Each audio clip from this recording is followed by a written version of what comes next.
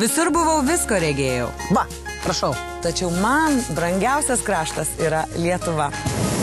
Aš esu Beata, žurnalistė, kulinarė ir Lietuvos gerbėja. Esu įsitikinus, mūsų laimė yra dabar. Galbūt netgi mūsų kieme, o gal nutolus vos 100 kilometrų.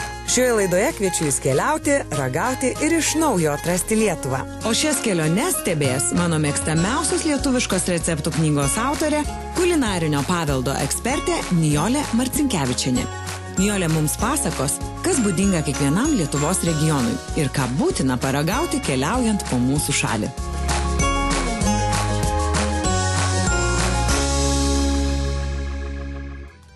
Ši kulinarinių kelionių laida yra kuriama kartu su turizmo departamentu.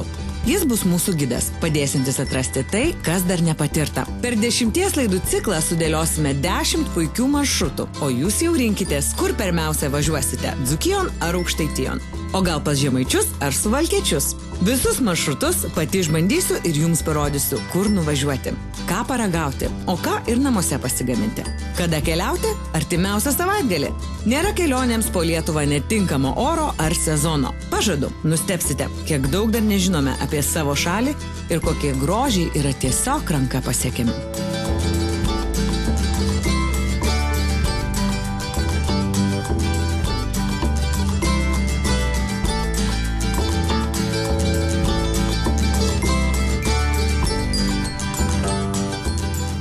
Šiandien, spėkite, kurgi aš esu, gražiausiai, miškingiausiai Lietuvos dalyje, Dzūkijoje, tikras dzūkas Giedrius Leškevičius. Taip, tikras dzūkas Giedrius Leškevičius, užaugęs Pivašiūnuose, pakėlė mūsų laidos kūrybinę grupę į 1 kilometro aukštį, kad mes galėtumėm štai šitaip apžiūrėti, kokia graži yra Dzūkija. Važiuokite į Dzūkiją. Mes parodysime, kur, kas ir ką verta aplankyti, pamatyti ir kaipgi paragauti tos skaniausios Dzūkijos.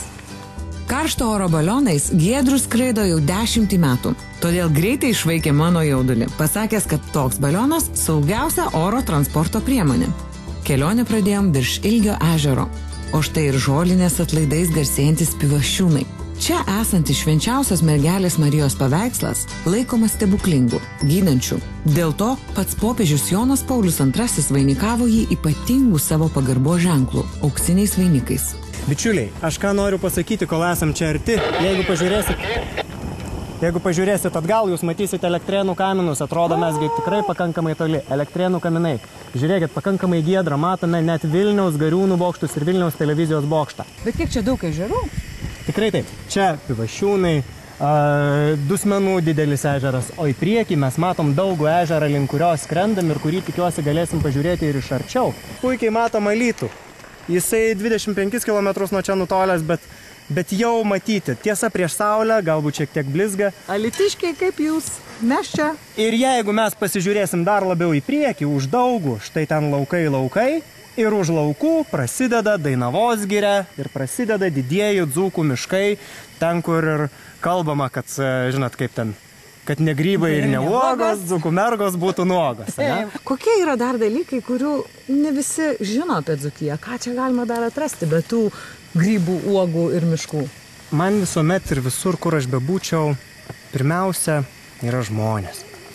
Ir dzūkai neveltui sako, kad dzūkas tau širdį atiduos. Taip yra, aš nepažįstu turbūt ne vieno blogo dzūko.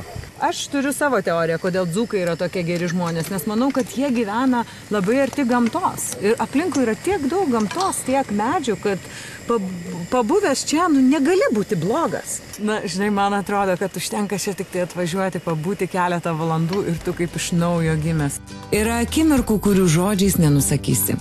Būtinai susiorganizuokite bent sykį kelionę oro balionu. Štai kur ta mūsų neregėta Lietuva. Iš kur tas pavadinimas Dainava?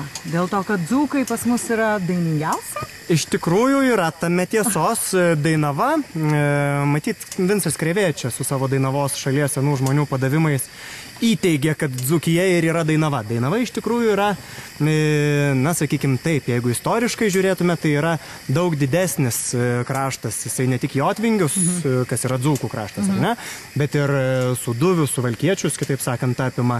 Bet taip, Dzūkai dainingi žmonės. Tiesą sakant, pirmą kartą Balione atsidūrė štai toks daiktas. Įtikinom, paprašėm ir pirmą jis kartą sutiko. Aš ją pasėmiau su savimi kelią. Ir dar taip nebuvo, kad štai, kilometro aukštį pasiekėm. Ir? Mes turim gitarą. Iš tikrųjų, saugoma ir branginama. Ir mes, tiesą sakant, nusikaltimą padarytumėm, jeigu nepadainuotumėm čia kilometro aukštį. Visiškas nusikaltimas. Lygiai kilometro aukštis už mūsų tenai Dainavos giria ir Giedrius dabar dainuos. Na ką? Kad ne grybai ir ne uogos, dzūkų mergos būtų nuogos. Pagrybavom, pauogavom, nešėm turgun lietugavom. Už kelias klenyčias vlogų, pirkos kepadų neblogų, o už avietės sagučių ir visokių dablizgučių.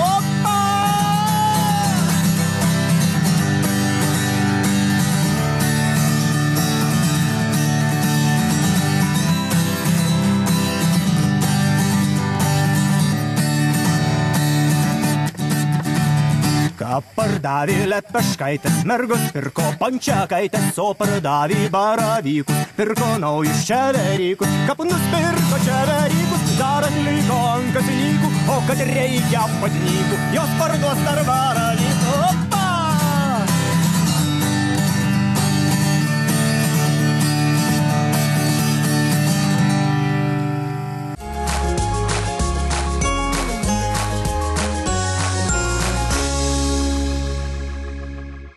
Giedriau, bet kaip čia tylu iš tikrųjų? Jūs paklausykite. Tu kas, šunis tik tai? Tai va, kai kažkas sako, kad šuns balsas į dangų neina, galėsi visiškai paneigti tą mitą, nes šuns balsas kaip tik geriausiai eina į dangų. Nes negirdim nei dainų, nei automobilių, nei mašinų, nei jokio riekavimo, tik tai šuniukai loja. Tikrai taip, bet kol dar esam kilometro aukštį, mes galim čia daug ką pamatyti, žiūrėkit. Taip, toj rodyk. pusėj. Ar matai, kas ten? Matau, 3 ežerai. Trys dideliai ežerai. Juostelės. Tai yra Dzūkų jūra. Dzūkų jūra, Taip. jūs taip vadinat? Ten Dzūkai, tolimiausia yra Dzūkų Duse, jūra. Metelys ir Obelija. 3 ežerai. Pagal šitos ežerus iš tikrųjų galit labai nesunkiai orientuotis, jeigu ore esat, kad jūs nekur kitur, o tikrai Dzūkijai. Jeigu netyčia pakilote į orą ir nežinot, kur esat, orientuokitės pagal 3 ežerus. Oro balionas išdidi transporto priemonė. Ne mes jam sakom, kur skristi, bet vėjas niekadėjas. Šįkart mums sekėsi. Vėjo būta palankaus ir Giedrius nužiūrėjo pievą nusileidimui visai netoli Musteikos kaimo. Ten yra labai įdomus vadinamosios drevinės bitininkystės muziejus. Ir ten manęs laukia bičiulis Zirvynuose gyvenantis Algis. Musteikos kaimas priklauso kultūriniam šalies paveldui, dėl čia išlikusių tradicinių dzūkiškų sodybų. Tačiau šįkart mane labiau domina regione klestėjusi drevinė bitininkystė. Kas tai yra? Ogi anksčiau dzūkai, lyg tikri meškinai, eidavo į mišką, rasdavo drevę su ten gyvenančiu spiečiumi ir kopdavo virvėmis prisirišę pasirinkti medaus. Aš medų labai mėgstu, tik nesu tikra, ar užlipčiau iki drevės. Na, pamatysim.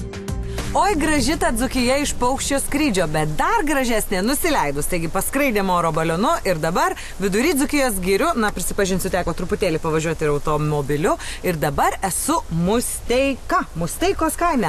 Jeigu aš galvoju apie Dzūkiją, tai visuomet prisimenu Algį Svirnelį. Mes Algį jau pažįstami, ne kartą matėmės įvairiomis aplinkybėmis, bet dabar būtent šitas Musteikos bitininkystės muziejus. Tai ką čia galime rasti? Nu, pirmiausia, tai va, norėčiau pristatyti Gaspadorių šito bityno. Labą dieną, mielas Gaspadorių, Romai. Tai va, tai pirmiausia, tai reikia, jį pirmiausia reikia pamatyti ir paskui va, jis aprodys, kas čia yra. Bet ir visos bitės ir aviliai kelmeniai, yra tų avilių ir kitokių ir jau šiuolaikinių skrynelių, kaip sako. Vat. O šičia, vat, reiškia, ir buvo tradicija, mes perėmėm paprasčiausiai gyvai tų tradicijų, mes matėm, kaip tie žmonės dar bitininkavo. Sakykime, vienas žmogus, tikrai buvo senas žmogus, Juozas Miškinis, gyveno Marcinkonyse, tai praktiškai mes iš jo išmokom, vat, kaip kopinėti ant drevės, naudodami geinį, tos virvės specialios, kuriuom, reiškia, kopama į medį, tai šita tradicija tik čia išliko. Į medį bandysime kopti vėliau, o dabar apsidairykime čia. Kad ir šis didelis avilys, darytas medžiui dar gyvam esant. Išskobė bitininkai jame drevę, sulaukė, kol ten apsigyvens bičių spiečius. Tuomet medį nupjovė ir drevę arčiau namų atsivežė. Algis davė man apsauginę kepurę ir liepė nesinervinsi. Tikri bitininkai turi būti labai ramus. Kitaip bitės pajus žmogaus išskiriamą adrenaliną ir įgels. Štai Romas ima skiltuvą, titnagą ir specialų pelenų šarme mirkytą grybą. Pintį. Įžiebė ugnelę, papučia smilkintuvą ir dūmai, nuo kurių bitės kiek apsvaigsta, jau verčiasi. Galima eiti prie avilio. Užsipikiaujančiai. Čia tai galinga šeima, čia šiuometinis piečius, bet galinga. Nu, tai va yra penėtuvė indėta, tai nežinau, išimam ar ne?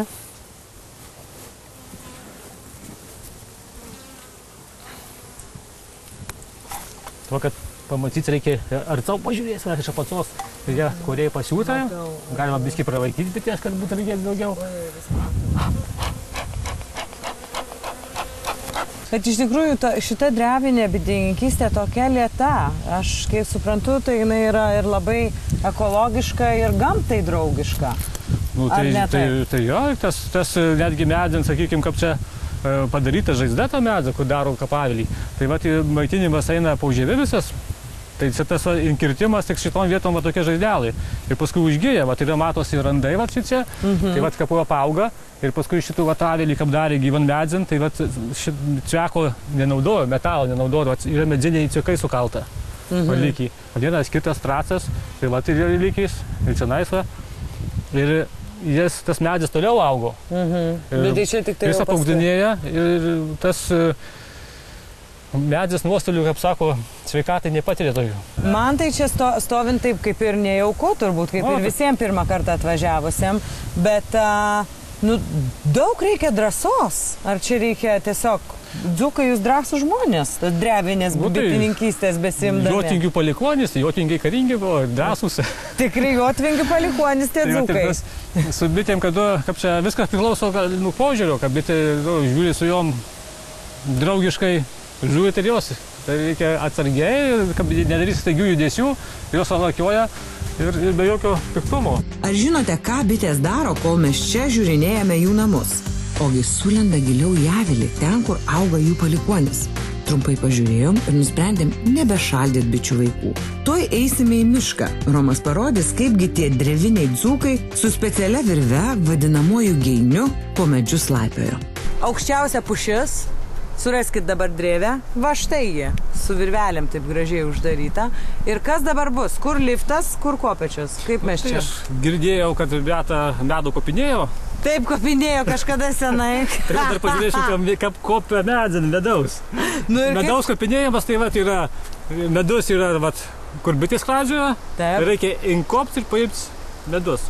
Tai vat, jaunavedžiam visiems pamoka, kaip reikia medus kopinėti. Juokai juokais, tačiau be medaus dzūkų tradicinė virtuvė tiesiog neįsivaizduojama. Todėl ir sugalvojo, kaip tą medų pasiekti. Mat nėra medaus, nebus ir gardumynų, sako kulinarijos tradicijas tyrinėjanti etnografė Nijolė Marcinkevičienė. Medus būdavo labai plačiai naudojamas ir tiems pačiems gėrimams kaip medus, ar ten koks nors krupnikas su žolelėm. Virdavo merginos ypatingai užgavėnėms, norėdamos pavaišinti savo kažkokius simpatikus, kažkokius vaikinus, kur patinka, vėlgi virdavo degtinę, medaus pridėdavo žolelių. Taip, kad medus buvo labai plačiai naudojamas, ypatingai kai nebuvo cukraus ir visur, ir kepiniuose, ir kaip saltiklis, ir kaip pamoninimas, tam tikras pagundimas. Be medaus neapsėjo Dzūkija. Pažiūrėsim, kas greičiau užkopinės, ar Beata, ar Romas. Va, tai gerai, Romas bandom. Dedasi, aš tai neįsivaizduoju, nuo ko čia pradėti. Nu, va, gerai, Romas aš žiūrėsiu. jau tai, va. Aha. Čia supinės ar čia kas? O čia dabar rankų. Per tą filmuką Mikė Pūkuotukas jisai kažkaip labai paprastai. Jo, tai dronų turėjo. O klausykit, o šiaip moteris yra nors viena? Tai va, filmuoja, tai vyra turbūt. Pirmoji bus. Kuri? Yra šiaip archeologiniai piešiniai išlikę Ispanijoje, būtent mergina, reiškia, kopinėja. Kopinėja. Taip, čia 8000 metų senumo nuotraukų. O šitas Piešinys, ar ne? Taip, supratau, gerai. Taip. Gal jos buvo lengvesnis, aš nieko neįsivaizduoju, kas čia vyksta. Tai tegu būna. Aha, paleidžiu. Šitai būna. Dar viduriu. Viduriuko. Patys matote, senieji dzūkai buvo tikri alpinistai, pačių vytomis virvėmis kopė į medžius. Bandė bitininkai ir mane išmokyti, bet aš greitai susipainiojau visose tose kilpose, kilpelėse ir mazguose. Bitės, aš jums palieku šitą visą medų. Galite jį turėti. Nu, kur jau čia? Alpinizmas. Nu, beveik. O? Nu ir ką, ir baigėsi kelionė pas bites. Na, o dabar pasigrožėkite, kaip meistriškai, valdydamas geinį ir virves, į medį kopia bitininkas Romas. Pasiekęs drevę, jis atsargiai ją atidaro, išima korį ir dedasi į pintinėlę. Tik kai pasiekia žemę, sužinau, kad Romui ką tik įgėlė 3 kartus. Sako, nieko tokio, būna ir daugiau. Toks be jokio bitelių primaitinimo suneštas apylinkių gėlių medus yra ekologiškas ir ypatingai gardus. Tai klausykit, šitas medus yra, pats geriausias medus, kokį gali rasti. Suneštas iš Musteikos apylinkių. Ir va jo atpjovė Romas medų, o jo neteka medus. Aha, tai jau ką tai reiškia? Tirštas medus. Tirštas medus. Tai pats geriausias, cukraus nesugadintas, žodžiu, nieko neprimaitintas, laukinis, lėtas, ekologiškas. Vietinių gėlių medus. Vietinių gėlių ir dar taip sudėtingai išimtas. Klausykit, wow.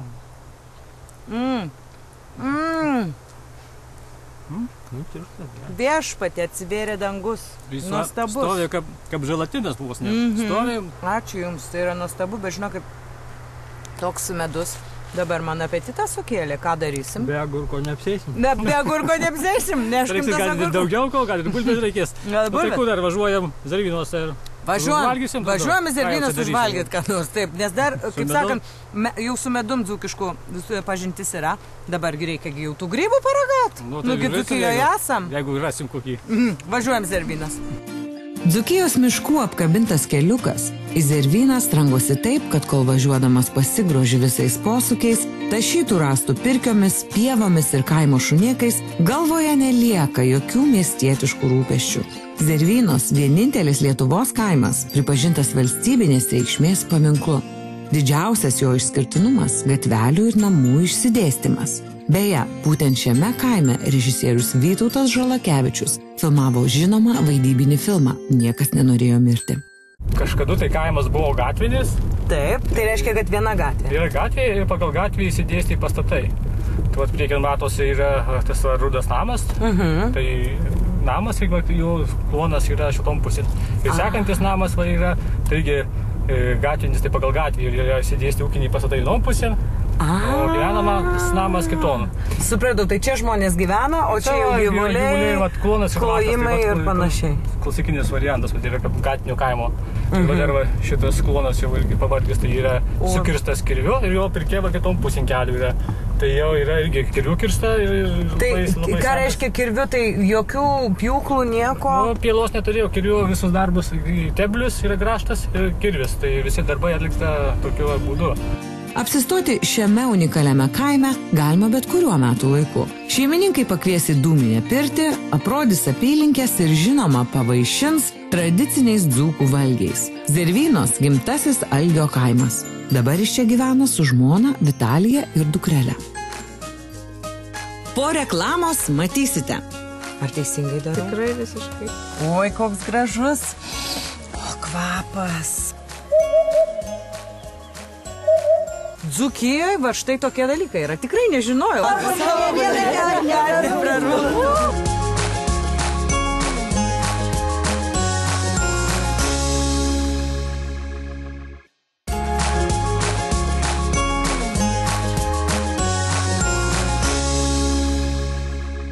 Čia yra Vitalija. Algio žmona, kuri yra dzūkiškų kulinarinių tradicijų puoselėtoja. Tikrai taip. Tikrai taip, nes aš esu būtent pas jūs valgiusi patį skaniausią kugelį savo gyvenime ir dabar esu pasiruošusi kitam delikatesui, nes ingredientai visi išrikiuoti tikrai mėgstami ne tik tai dzūkų, man atrodo, bet ir visų lietuvių. Tai koks čia receptas? Tai panašus į svilbikų, švilpikų ar dar kažkaip tai kitaip. Tikrai visiems žinoma patiekalą, nes tai yra ta pati bulvių košė, išvirtos bulvės su lupena, sutarkuotos ar sumaltos mėsmalė.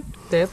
Ir tenais jau pagal savo skonį pipirai, druska ir kiaušinis. Ir grybai. Tai čia tešla pagrindas. Tai pagrindas, va šitą tešlą jūs jau paruošėt, kad nereikėtų čia ilgai tarkuoti, Jo, bet pakanka sutarkuoti va štai šitaip su smulkia tarka, ar ne? Bulvės, kurios... Tarka, arba su, Aš va čia pabaigsiu. su mėsmalė, tikrai. Arba su mėsmalė. Ir tada įdaras, ar ne? Įdaras yra džiovinti grybai, svogūnai ir morkos. O kokie, žinau, kad Dzūkijoje ne visi grybai yra grybai. Ne, tikrai grybai yra baravykai, o visi kiti yra budės. Kas, kaip tokie? Budės. Budės. Tai yra vieni grybai, tada yra lepeškos ir budės daugiau visi. Supratau. Tai čia jūsų turbūt pridžiovinti... Čia baravykai. Tai kaip dabar tą įdarą ruošiam? Dedam pirmiausia morkas. Aš padėsiu jums. Ir čia keptuvė su aliejum, ar ne? taip, tai jau tikrai visi, kas daro valgį, tikrai žino, kad pirmiausiai į keptuvę įsipilam aliejaus ar kažkokio tai riebalo. Turbūt galima, čia toksai visas šis patiekalas bus be mėsos. Be. Čia tikrai galima pasnikui, kadangi jau penktadieniais vis tik tai. Taip, tai pakepinam. Viską pakepinam. Viską kartu. Dedam grybukus. Grybus aš sukapojau. Tai grybai išmirkyti ir... Išvirti ir irgi galima sumalti arba sukapoti peiliu. Man labiau patinka kapoti, tai aš tik jau pasistengiu. Ir turbūt svarbu viską gerai ištraškinti, ar ne? Dar čia truputį pipiriukų. O, kokia jūsų įdomi pipirų maltuvė. Gal tokia senovinė. Bet jūs ir pipirus malat, ar ne? Druskos. Jo. Druska. Ir viskas. Šitam įdarui tiek ir užtenka. Va, štai kaip ilgai ir iškepėm. iškepėm. 20 minučių. Ir kol viskas suminkštėja ir morkos ir svogūnai pasidaro tokie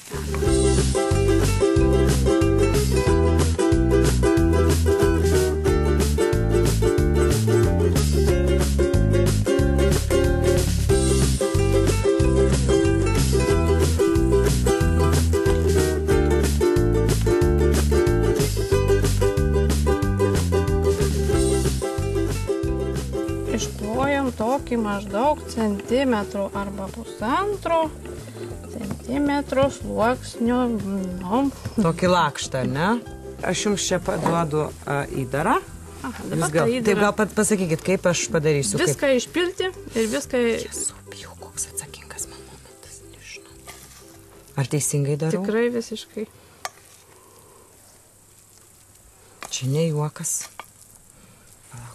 Gal reikia labiau suplonint, nežinau, kaip čia, gal šitą paimti. Galima truputį į galiukus, nes paskui ten nebebus. Taip, paskui kiti valgys ir nebebus įdaro, skūsis. Taip. Miela Vitalija, jūs jau ne pirmus metus čia sutinkat, priimat turistus, tai kaip pasakytumėt, ar lietuviai daugiau keliauja po savo kraštą? Kaip jums atrodo? Ar tai yra populiaresnis? Plaukia baidarėm, labai. Labai plaukia. O kai jau baidarės pasibaigia? Nekeliauja, tikrai ne. Tai keliauti reikia, žinokit, ne tik tai kai baidarės, rudenį, vėlyvą ir žiemos pradžioje čia labai gražu, o paskui valgyti maistus iš krosnės ištrauktus. Aha, žinau, koks malonumas. Čia ne juokas, o vien tik tai pasivaikščioti po zervynas. Dar koks malonumas. Dabar labai atsakingas momentas. Labai. Bet aš jau čia kaip kūdikė. Oi. Ne, nieko tokio. Opa, sėdė jisai jau. Taip, mes čia Sau puikiausiai. Formą pataisysim. Dabar jau į pečių. Ai, dar reikia... Truputį patepsim viršų, kad jisai būtų gražiai apskrudęs. Tai čia yra tiesiog kiaušinis ar trinys? Ne, čia tiesiog kiaušinis. Kiaušinis. Tai vyniotinis paruoštas. Dabar šausim į pečių. Į pečių. Kaip čia dzūkai vadina? Pečius ar krosnis? Pečius. Gerai, einam.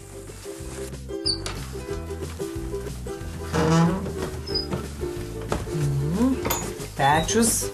Jau šilta čia iš karto jaučiasi.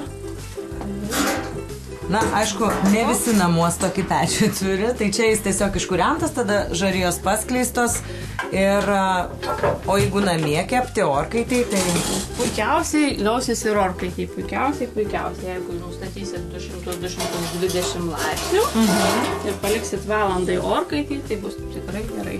Tai ir kepa maždaug valandą, ar ne, kol apskrunda? Maždaug valandą ir čia maždaug valandą. Kepa čia turbūt šiek tiek karštesnis tas pečius negu 200 laipsnių.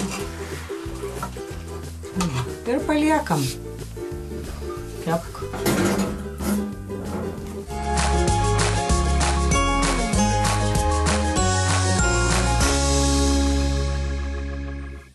Algio namas, kaip jis pats sako, stovi miške, todėl užsimanius pagrybauti, tai reikia išeiti į kiemą.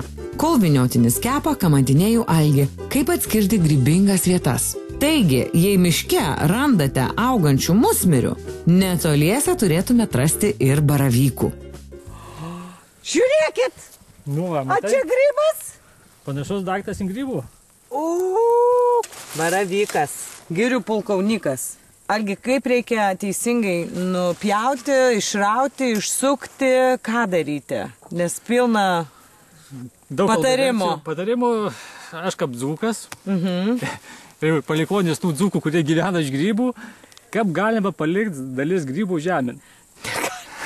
Jei kuo didesnį grybų paimsi, daugiau svorio bus. Ir kitur būna tas grybas išaugęs iš pieskanvą. Taip. Tai būna dar 5 cm pačiam pieskan. Jeigu nupjausit į galvokį, tai gali prarasti dar 10 cm koto. Čia tikrai ilgas. Tai kaip išsukti? Tai jau kaip jums, kad svarbiausia, kad sielas būtų kotas. Kuo daugiau ištrauksit, tuo daugiau turėsit. Kaip tikri dzūkai, kaip sakant, va, su visu cielu kotu. Tik tais išlupus grybų, reikėtų samanų suspausti. Užspausti. Tai va, dėl to, va, sakykime, kad kad 2 kilai lieka samanose, drėgmės praranda. Tai mano logika tokia yra, kad nebūtų, kad būna kiti kaplupa, tai va, grybų rado, pervertė samanas ir paliko. Grybina paskui netenka drėgmės. Tai va, Toks patarimas. Mano patarimas. Išsukam ir tada prispaudžiam. O mokslininkai sako, kad reikia palikti, vieni sako, kad jau paliekė grybų kodų, kad grybienos nepažeis. Tai miškus kirzdami net nepažeidžia grybienų. Va, pažiūrėkit.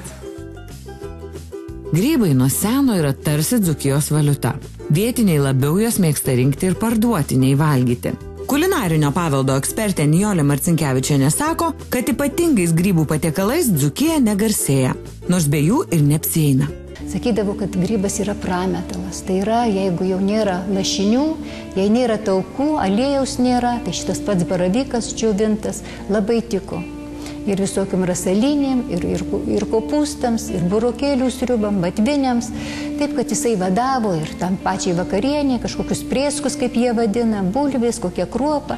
Ir vėlgi paskanindavo šituo būtent baravyku. Baravykas jų yra grybas, grybų karalius ir jie jį labiausiai vertina.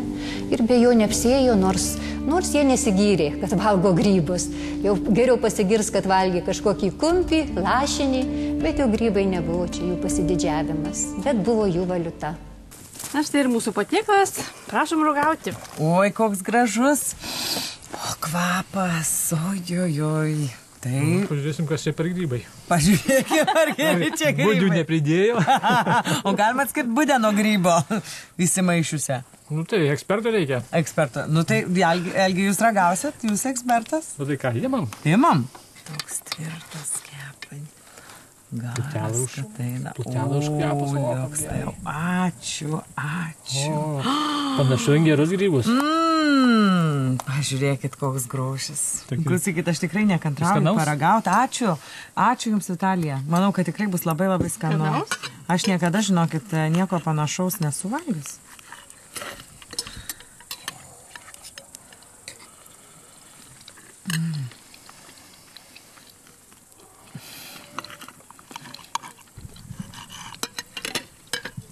Nuostabu, žinokit. Jūs čia taip mane užmaitinsit skaniai, kad aš nebenuvažiuosiu į Marcinkonis. Didžiausia Lietuvos kaimą.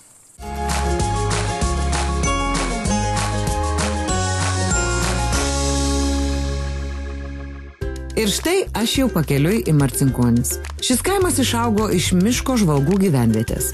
Namai taip plačiai išsimėtę, kad atskiros kaimo dalis turi savo pavadinimus. Čia niekas nenusteps, jei sakysit, kad einat iš Genių kampo arba kad Gaidžių kampe gaidys vaišina kaimynus pyragais. Visi tie kampai lyg kokie rajonai mieste pavadinti pagal ten gyvenusių žmonių pavardės. Žodžiu, labai įdomi vieta.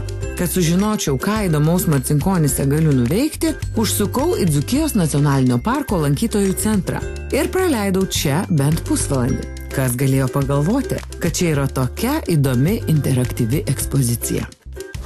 Klausykit, kaip čia yra įdomu. Aš net nesitikėjau, čia pirmą kartą esu ir kitą kartą būtinai atsivešiu savo vaikus. Nes jau vaikam kaip čia būtų įdomu, jeigu jau suaugusiam įdomu. Ką čia dabar reikia? Kažkaip paspausti.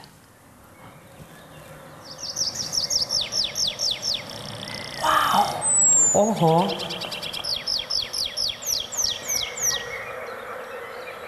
Iš karto jausmas, kad atostogauju. Taip. Noriu paklausyti, kaip kukutis čiulba.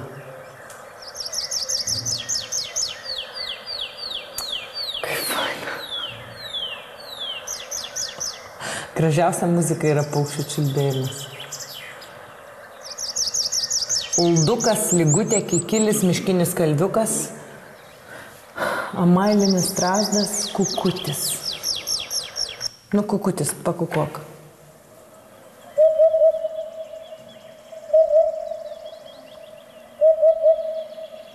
Geras.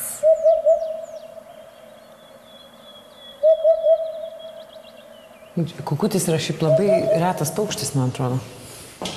Ir tokių vabalų netgi yra.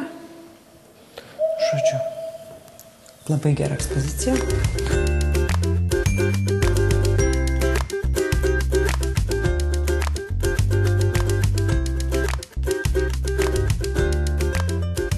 Aš iš tokių centrų niekada neišeinu, neprisirinkus lankstinukų ir informacijos. O svarbiausiai yra turėti apylinkių žemėlapį. Ir turiu tokių dalykų daug namie, bet niekada jų negali būti per daug, todėl kad visuomet turi žinoti, kur važiuoji. Ir čia Marcinkonise yra nuostabi etnografinė sodyba muziejus. Ten girdėjau, gali tai būti, kad repetuoja ir būtent Marcinkonio etnografinis ansamblis. Tai dabar ir važiuokime ten pasižiūrėti, kaip viskas atrodo, o gal ir kokių šokėjų rasim.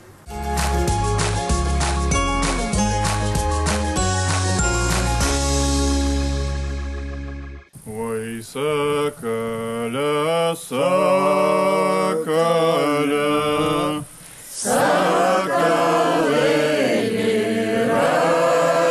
raivasai, sakalėlį raivasai, reik sakalė,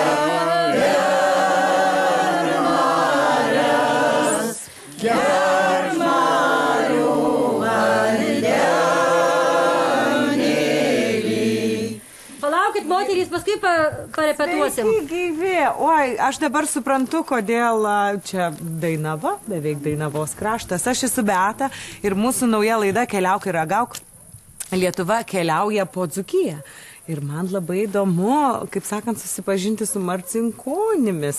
Kol su mumis su Rozum nepagėdosit, nepašoksit, tai nepažįsit Marcinkonių. Nu, tikrai nepažinsiu, nes man atrodo, tik tai padainavus ir pašokus gali iš tikrųjų tą tokį tikrą skonį. Bet čia jūs prastai atrodo, traikia predicijus. Tai kažkaip tai padėkit, aš irgi noriu gerai atrodyti. Mergaitės, atneškit prijuostį, uždėsim nor. Prijuostės. Uždėšim, bet tai tuoj prijuostį bus Marcinkonių ansamblio dalyvė. Pagaliau, klausykit, aš žinokit, tikrai labai mėgstu padainuoti. Čia labai sena prijuostė, jei kokį 100 metų. 100 metų, labai gerai. Ir dabar žaisim tokį žaidimų. Taip, koks žaidimas? Nu, kad tikti jau Beatai, tai žaisim žaidimų verdu bulvienį. Visi į ratų. Valgau bulvienį, valgau bulvienėlį. Valgau bulvienį, valgau bulvienėlį. Valgau savo bulvienėlį, kad neprarūktų. Balsavo Bulienėlį, kad neprarūktų. Balsavo Bulienėlį, kad neprarūktų. Balsavo Bulienėlį, kad neprarūktų. Tai kas laimė? Žaidimo? Draugystė. Tai dabar po šito žaidimo mes mėsinam, kad Beata kur nors mums valgyt duos. Taip duos, Beata kur nors valgyt, bet aš kažkaip galvoju, jūs Bulvienė, tai tikrai jau puikiai žinot ir mokat, bet tai aš kažką truputėlį panašaus, tik tai su perlinėm kruopam padarysiu. Po reklamos matysite. Miško šiknuoj knarkia gyvatės. Ateikit arčiau, ateikit, aš čia grūcę gaminau.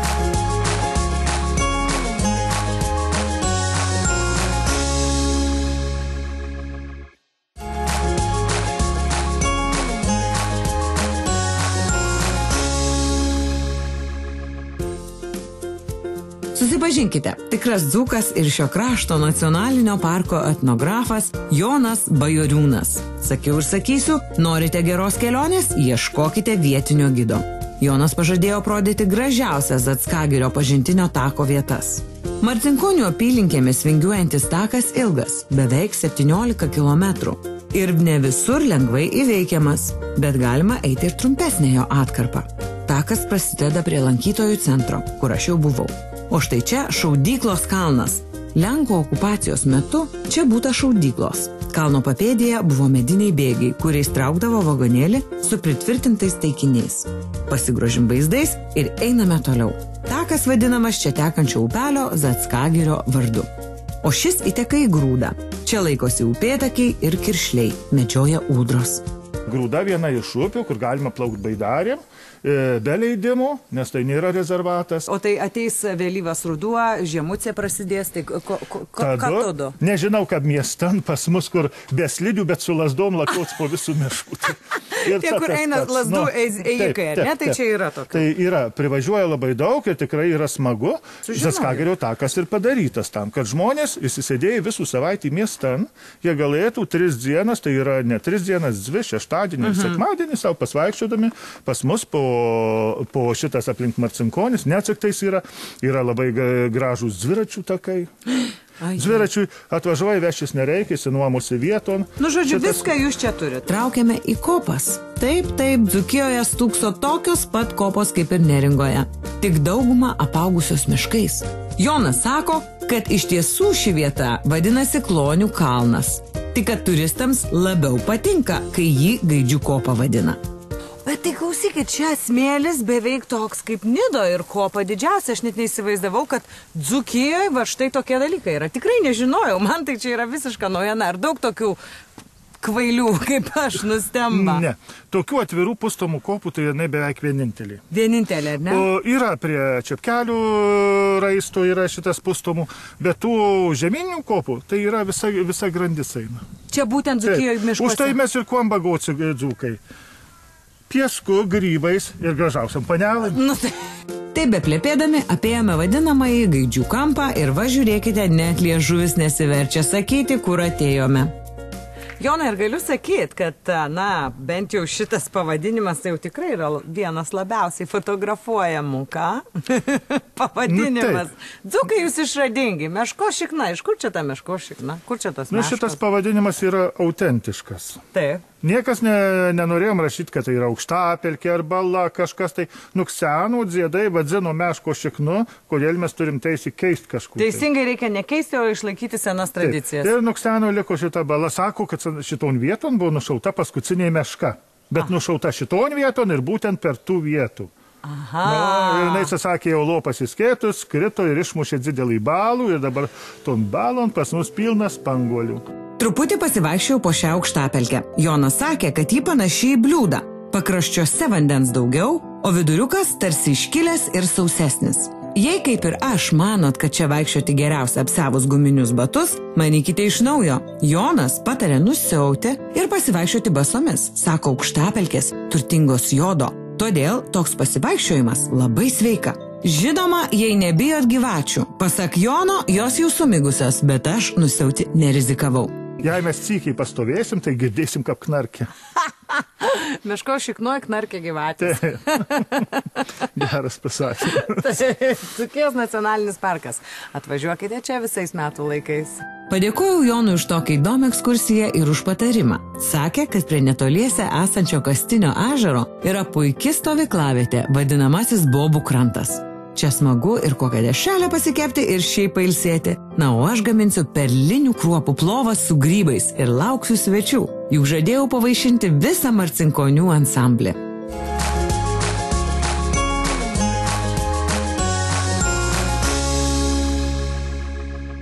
Tai aš pagaminsiu tokią improvizaciją, lietuvišką, dzūkišką, gal truputėlį plovą su porais, žalumynais, morkom, moliūgais ir be abejonės su grybais. Na, čia jau beliko tik tai džiovinti baravykai, bet tikri grybai yra baravykai, nes dzūkam, juk žinot, yra tik tai 3 grybai tikri.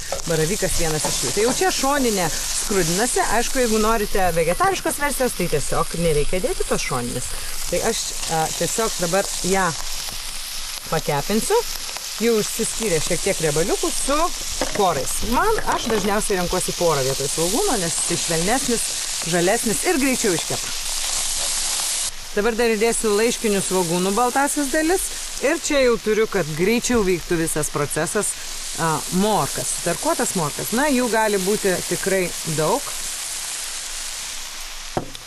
Ir vėl viską pakepinu keptuvėje. Tai morkos truputėlį suminkštėjo ir dabar čia yra didelis puodas, kuriame viską toliau ir gaminsiu.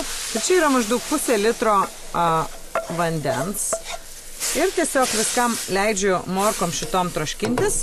Įdėsiu truputėlį sviesto ir pakepinsiu šiek tiek supjaustytų pievagrybių. Ir paskui, aišku, įdėsiu ir jų kitų baravykų. Taip, tai grybai kepa su... Grybai. Oi, dzūkai nubausti mane.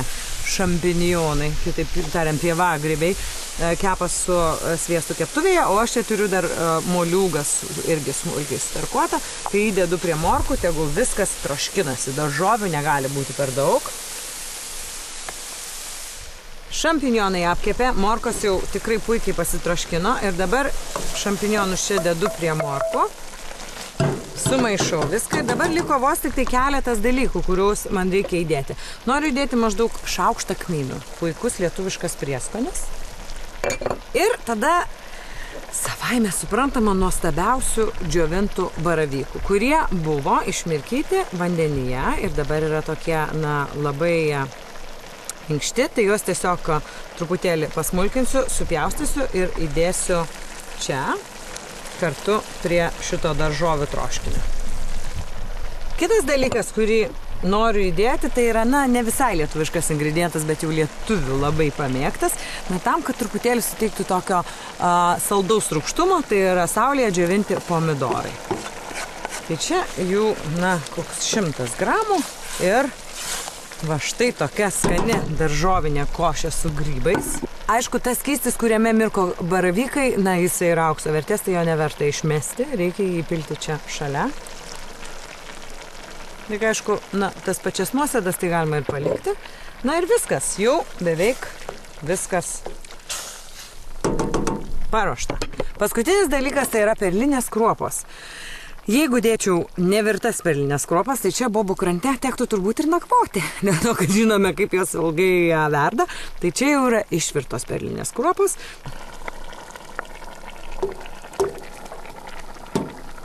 Taip, tai dabar svarbiausias dalykas yra, kad tos perlinės kruopos visos sušiltų, nes jos buvo šaltos, išvirtos anksčiau, tai leisiu čia savo puodui smagiai dirti.